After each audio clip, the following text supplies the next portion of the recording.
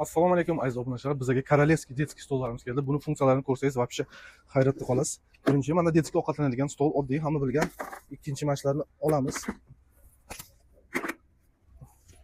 Mana korzinkasi bor o'zida. Buni o'yinchoqlarni qo'ysa bo'ladi. Buni olib tashlab, mana shunaqa manej qilib ishlatsa bo'ladi. Qadinoqning usti bo'ladi, manej.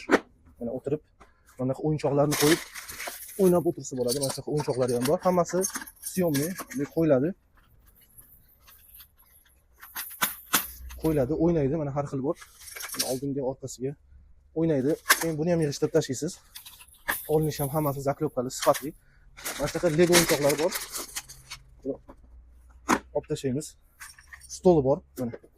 Stolga qo'yasiz, kattaroq bo'lsa, stolga o'xshab o'tirib ovqatlansa bo'ladi. Keyin buni qo'yganda, buni shunday ag'dirib olasiz. Lego o'yinchoqlar uchun. Bu stol bo'ladi.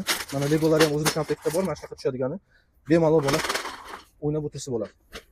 Bundan tashqari buni mini versiyasi ham bor. Buni o'yinchoqlari sal qishiroq, narxi ham arzonroq bo'ladi. Bunda ham xuddi shunaqa Lego o'yinchoq, detskiy ovqatlanadigan stol, bunisi ham olinadi, bunisi ham olinadi.